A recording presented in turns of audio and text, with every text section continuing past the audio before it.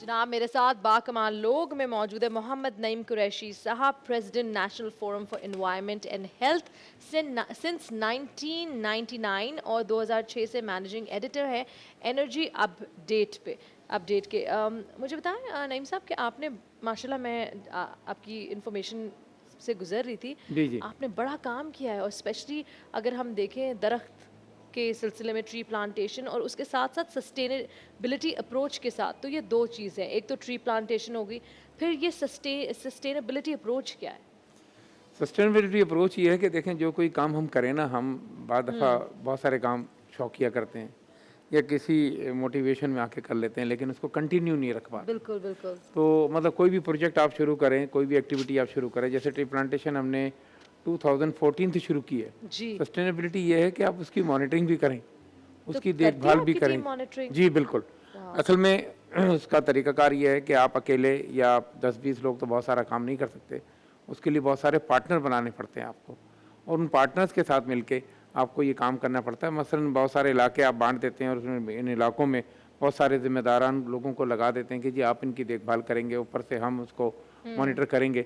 तो सस्टेनेबिलिटी ये है कि काम को जारी रखा जाए और इसमें मज़ीद इज़ाफ़ा किया जाए, ताकि मतलब उस काम का रिज़ल्ट सामने आए। मसलन जो दरख्त आज हम लगा रहे हैं, वो यकीनन कोई 5-7 साल में बड़ा होगा और उसका इम्पैक्ट फ्रूट की शक्ल में या साए की शक्ल में या खूबसूरती की शक्ल में वो 2-4 साल के बाद ही आपको मिलेगा। तो उस वक़्त तक उसका देखभाल करना और उसको मेंटेन रखना बहुत ज़रूरी है।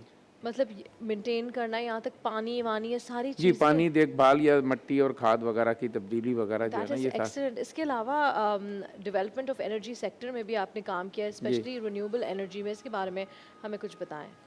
देखें, रिन्यूएबल एनर्जी भी हमारा, जैसे हमने 99 से एनवायरनमेंट पे काम शुरू किया कि माहौल को बेहतर बनाएं और ऐसे ईंधन को इस्तेमाल कम करें जिससे मतलब जो है ना बीमारियां पैदा होती हैं, जिससे फ़ज़ा आलूदा होती है। मसलन मैं आपको बताऊं, पेट्रोल, डीज़ल या फर्नेस ऑयल जो पावर प्लांट पे जलाया जाता है या मतलब और दूसरे फ्यूल जलाए जाते हैं इंडस्ट्रीज़ में बहुत बड़े पैमाने पे, तो वो मतलब उससे आपकी आलूदगी दिन ब दिन बढ़ रही है। आप देख रही हैं कि गर्मियों की शिद्दत में इज़ाफ़ा हो गया है, हीट वेव्स आती रही हैं कराची में।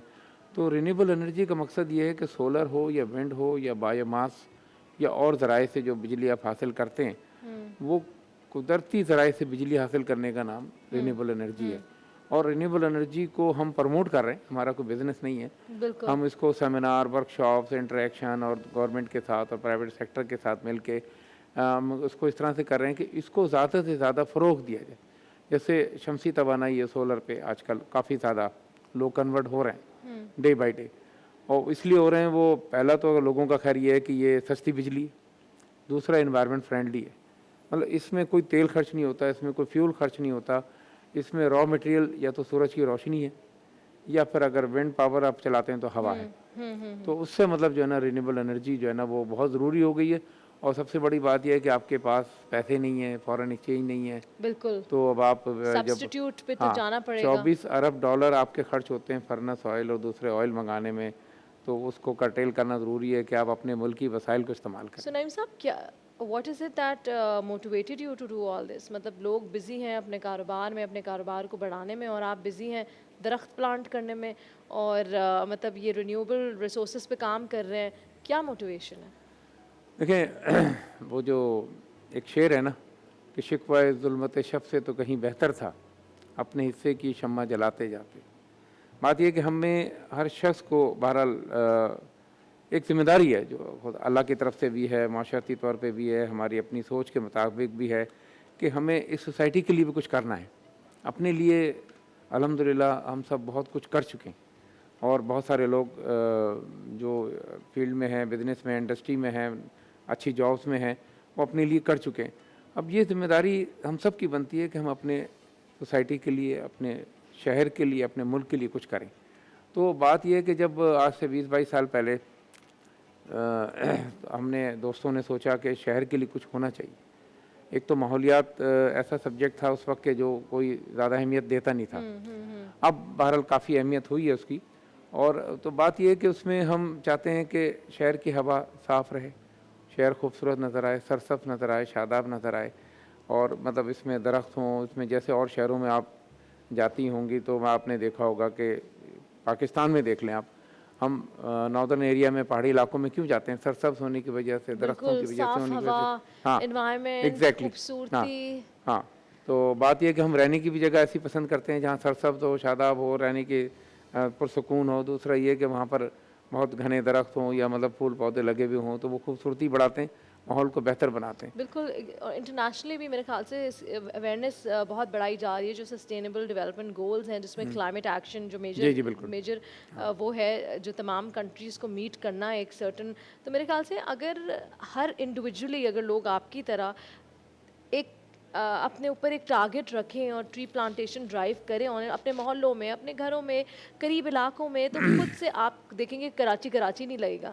جتنا خوب سے ہم کہتے ہیں نا ہائے اسلام آباد کی تو کیا بات ہے، پنجاب. جی بالکل ایسی. تو مطلب کراچی آتی ہے ہمیں سوکھا سوکھا سب عجیب بنجر سا لگتا ہے. ایگزیکٹلی. اگر آپ اس کا ایریل ویو دیکھیں نا تو آپ کو تو یہ لگے گا کہ بالکل آپ کسی ڈیزرٹ میں ہیں. بالکل براؤن لگے گا آپ کو. مطلب اس میں کہیں سرسبز آپ کو نظر ہی نہیں آئے گا. نعیم صاحب آپ نے 1500 پلس ایکٹیویٹیز کی ہیں انوائرمنٹ کے اوپر and water conservation for youth and children پہ. تو اس کے بارے میں ہمیں بتائیں پلیز.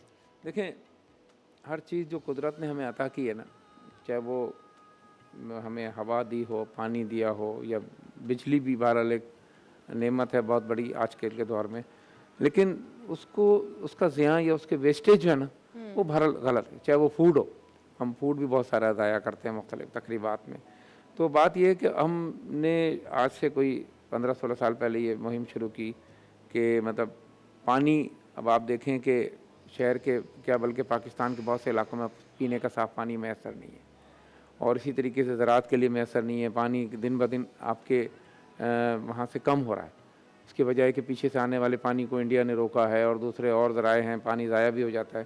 تو بات یہ ہے کہ ہر چیز کی ویسٹیج کو روکنا، ضرورت کے مطابق استعمال کرنا، وہ ہمارا ایک مشن تھا. اور ہم نے اس کے لیے اسکولوں میں، کالجوں میں، یونیورسٹی میں، مختلف فیسٹیولز میں یہ مہم چلائی کہ پانی کو ضائع ہونے سے روکا جائے، کھانے کی اشیاء کو ضائع ہونے سے روکا جائے. بجلی کا استعمال بھی جو ہے نا وہ اگر آپ کم سے کم کریں گے، جو وہ بھی انوائرمنٹ سے ریلیٹ کرتا ہے، وہ اس طرح سے کہ آپ بجلی کم خرچ کریں گے، کم تیل خرچ ہوگا، بالکل کم آپ کا بل آئے گا، کم آپ کو مطلب جو ہے نا وہ. نعیم صاحب بہت بہت شکریہ وقت نکال کر ہماری ٹرانسمیشن کا حصہ بننے کے لیے، اور تمام ناظرین کو بتانے کے لیے کہ اور بھی زندگی میں بہت سی چیزیں ہیں جس پہ آپ کام کر سکتے ہیں، اور چھوٹی چھوٹی چیزیں ہیں، زیادہ وقت نہیں لگتا پودا لگانے میں. بیج چاہیے، گھر کے اندر کتنے آپ کے پاس چیزیں ہوتی ہیں، آپ نے صرف پودا لگانا ہے، انیشیٹو لینا ہے. بہت بہت شکریہ نعیم صاحب. ہم صرف یہ نہیں کہتے، میں آخری بات یہ کہوں گا، ہم یہ نہیں کہتے کہ آپ کوئی 1500 درخت لگائیں یا 200 لگائیں. آپ 4 بھی لگا لیں، 5 بھی لگا لیں اپنے گھر میں، اپنے گھر کے آس پاس ان کی دیکھ بھال کر لیں. تو میرا خیال ہے ہر شہری اگر یہ 2-2 4-4 کے حساب سے کرے گا تو کیلکولیشن آپ دیکھیں کہ کہاں تک جائے گی. بالکل صحیح. بہت بہت شکریہ. تھینک یو سو مچ. اور بہت ہی پیارا میسج دیا ہے کہ ہر شخص اگر 2-2 4-4 درخت لگا لے. کتنا مشکل ہے میرے خیال سے. ہمیں ہر مہینے اگر 1 درخت لگا لیں، اگر زیادہ نہ بولوں تو خود آپ دیکھیں گے کہ ہمارے اراؤنڈ جگہ میں تبدیلی نظر آئے گی، کلائمیٹ بھی بہتر ہوگا. اس کے ساتھ یہاں وقت ہوا ایک چھوٹی سی بریک کا.